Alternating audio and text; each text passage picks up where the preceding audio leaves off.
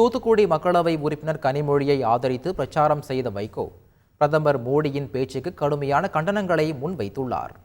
India இங்கே ஒரே மொழி, ஒரே மதம், ஒரே கொடி என்பது பாசிசம், சர்வாதிகாரம். நரேந்திர மோடி சொல்கிறார், திராவிட இயக்கத்தை அழித்துவிட்டுத்தான் மறுவேலை என்கிறார். மிஸ்டர் பிரைம் மினிஸ்டர், நான் பார்லிமெண்டே கேட்பேன், நீங்க இப்படி பேசுறீங்களே, பிரதமர் பேசுகிற பேச்சா இது?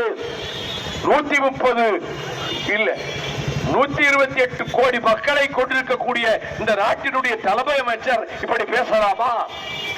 ஒரு இயக்கத்தை அழித்து விடுவேன் என்று பேசலாமா? உங்களை விட அதிகமாக பேசுவதற்கு மற்றவர்களால் முடியாதா? பாராளுமன்றத்திலே நேருக்கு நேராகவே உங்களை என்னால் கேட்க முடியும். பல பிரதமர்களை அப்படி நான் கேட்டவன். செய்திகளை உடனுக்குடன் தெரிந்து கொள்ள உடனே சப்ஸ்கிரைப் பண்ணுங்க.